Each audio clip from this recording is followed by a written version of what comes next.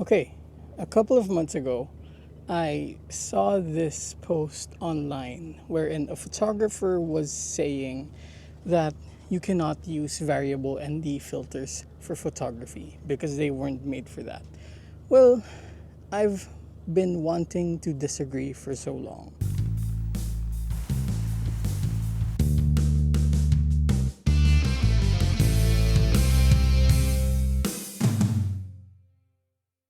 Yes, in a way, variable ND filters were made, I guess, more beneficial for videography, but it doesn't mean that you can't use it for photography. And another thing that might have led to this perception is probably the fact that it was very limited for landscape photography, because when you would go beyond around 6 stops with a wide angle lens, you would get that X artifact or the cross polarization, which is something that applies to every kind of variable ND filter. However, there is also a workaround that. So in this video, while I'm aboard the cruise in Halong Bay, let me talk to you about how you can use variable ND filters for photography, and at the same time, let me introduce to you the H&Y Revoring VND plus CPL version 2, or the Mark II. For the benefit of a clear discussion, let me first explain to you how a variable ND filter works. Basically, VND filters are two layers of CPLs. Now, what a CPL does is basically redirect the light, and that is how it's able to get rid of glare and reduce reflections. However, if you use two CPLs on top of each other, then basically what you're doing is you are blocking out light almost entirely. And that is why we have variable ND filters that can go from 3 stops to 10 stops in basically that much of movement. Now, a lot of photographers had the impression, including myself, that variable ND filters cannot be used for photography because we would get that annoying X artifact covering the entire frame. And at first, I didn't know why that happened. But apparently, that happens, I guess, in a more pronounced way when you are shooting with a wide angle lens and when you are shooting with the VND almost maxed out. So that's when you go beyond 6 stops, 8 stops, 10 stops. Now here, let me show you what I mean by that. We're going to use a 24 to 105. I'm first going to shoot at 24 millimeters, but we're going to max out the variable ND. I am at 1 over 20. Okay, we're going to make it 1 over 60. Now we're going to lessen that at around 5 stops. This is at 24 millimeters, no artifact. So see, on this one we have the X because we maximized the VND. But if we kept it a little bit conservative, we're actually able to shoot wide angle without the artifact. So now the first workaround is basically just don't go beyond 6 stops if you're shooting with a wide angle, right? Now, of course, that doesn't mean you're going to do that entirely, because that might actually limit what you can do with your photography. And your photography should always be dictated by your artistic vision, not by the gear that you have and the filters that you have. So in a little bit, I'll tell you about the workaround that you can use if ever you want to shoot with a wide angle lens with a variable ND filter, especially if you want to go beyond 6 stops. But first, what are the main uses of variable ND filters for photography? Basically, we use ND filters for two things. The first one, which I guess applies to me a lot more often, is when you want to slow down your aperture. Variable ND filters, or ND filters in general, basically reduce the amount of light going into your sensor at a given time. So this actually allows you to do long exposures even in broad daylight. Now, the length of the exposure that you can do will now depend on how dark your filter is. That is why we have ND filters going from 3 stops, 6 stops, 10 stops, even 16 stops, or even 20 stops. That gives us choices basically on how we can prolong the shutter speed or the exposure time that we have for our images. Sometimes we only need maybe half a second, sometimes we need maybe 2 4 seconds, sometimes we want to do what, 2 minutes, 3 minutes, maybe even 5 minutes, depending on the kind of photography that you are doing and depending on the style that you want to achieve. Now, the second reason is for when you don't want to slow down your exposure, but instead you want to use a wide aperture. Because, wide apertures, f1.8, f1.4, 1.2, even 0.95, those have so much application in photography and in video. And now the issue is, of course, with a bigger aperture or wider aperture, you would get a lot more light. So in instances like these, like for example, it's right now around 2 p.m. and basically there's so much sunlight around me. If I were to shoot, say, a portrait and I want the background to be blurred, not that I want to because the background here is amazing, but if I would want to shoot a portrait and I'd want the background to be blurred and take advantage of my f1.2, I don't have that lens, but you get the point. Then I would need to lessen the amount of light going into the sensor. And if I reach the limit and I would have to make the aperture smaller, then I would lose the capability of blurring out the background. So that's when an ND filter or a variable ND filter would come in, because it would allow you to darken so you can keep your aperture big. Now, in terms of videography, there is another factor that comes into play, which is frame rate.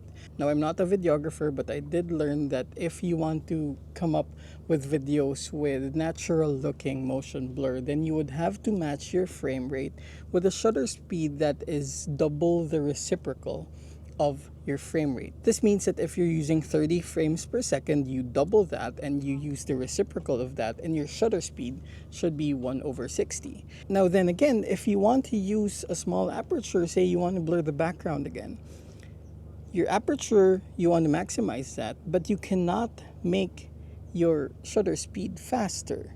Then how do you reduce the light? And that's where, again, a variable ND comes in, because that would allow you to keep your shutter speed that way for the frame rate and then keep your aperture however you want it if you want to maximize it and still be able to reduce the light.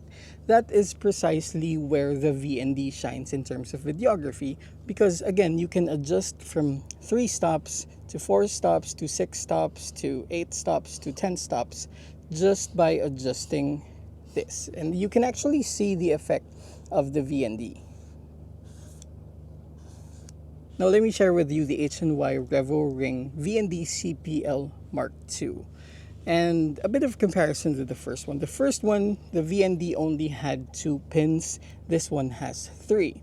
And basically, if you're not familiar with the Revoring, it's this adapter and filter combination that can be used for a range of different lens sizes without having to use adapters.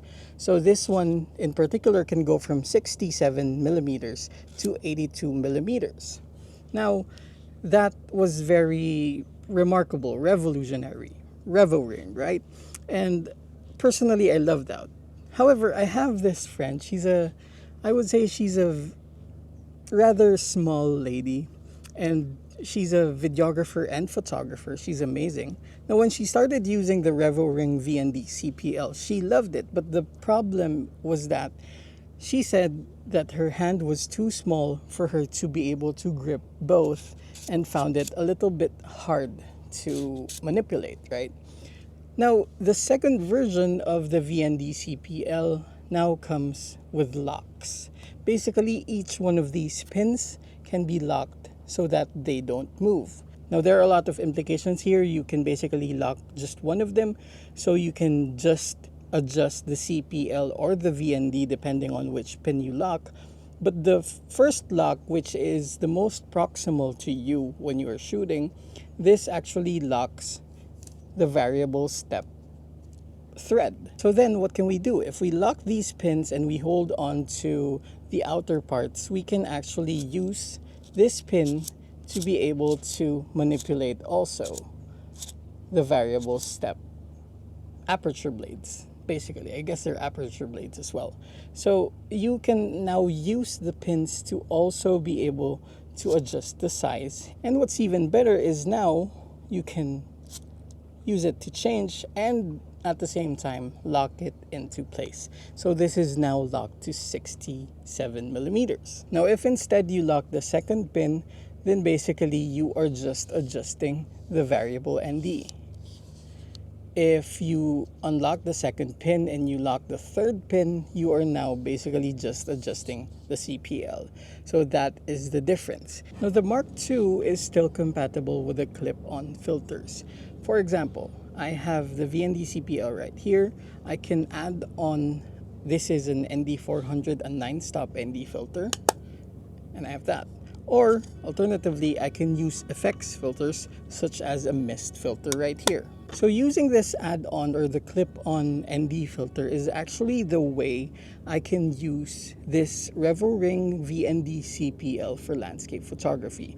What this allows me is to basically keep the adjustment here below 6 stops if I'm using a wide angle lens. That way, if say I'm using this at around 3 stops and I use the 9 stops here, effectively I have now 12 stops, and that can be more than enough for very long exposures. And if I want to go maybe 5 stops plus the 9 stops, 14 stops, or even use the full 6 stops that I can use on the VND, then I can shoot maybe 5-minute long exposures with this combination, because that will in turn be a 15-stop ND filter with a CPL. So that's very nice as well. So that's basically the workaround that we have for landscape photography. Now another added feature of the Mark II is that this setup can now take in the H&Y Revoring Swift bridge adapter right here, and that will allow you to connect it to a square filter holder and a magnetic GND. So now this way, this combination will allow me to do anything I'd want to do with ND filters for landscape photography. In this combination, for example, I was in this new development in Hanoi. It's called Grand World, where they basically somehow recreated, I guess, Venice. So they put gondolas there and the body of water. So I wanted to capture the really nice, colorful architecture that they have and have the water smooth and at the same time take advantage of the reflections. So here what I'm using is the VND CPL plus the ND400 as a clip-on filter. And basically I just made use of the railings that they had around, and I hung the camera with the PG Whitec Mantis spot. And this is the shot. Take note that here I am using a 24 to 105 millimeter at 24 millimeters, and I actually wanted to go wider, but I didn't bring an ultra wide angle lens. But regardless of that, since I did not max out the variable ND beyond 6 stops, I'm able to do it without the X artifact or the cross polarization artifact in the frame. Now on this shot, I was on a boat and I just wanted to be able to control my shutter speed and my frame rates while, of course, we were moving. And what I wanted to do here was basically get a natural looking blur on the movement while I was taking a video of this boatman. And this is where I used the VND for video, and if I'm not mistaken, I set this to around 6 stops because it was considerably bright at the time. Now for this shot, I basically just wanted to slow down the shutter speed to around half a second, just to be able to get a bit of blur. Sometimes I don't want the human elements in my shot to be clear because I probably don't want their faces to be seen, but also it gives the sense of motion and the sense of dynamism.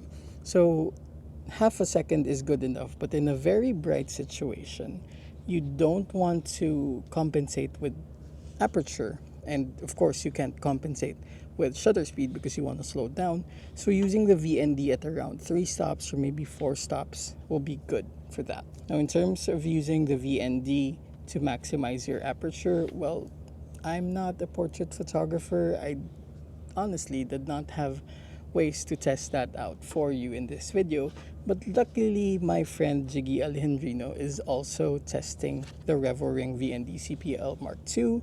But this is a photo I borrowed from him, and this is basically what that is going to give you. But at the same time, you can head on over to his channel and check out his test of the H&Y Revoring VND CPL Mark II. That is a bit of a mouthful to say.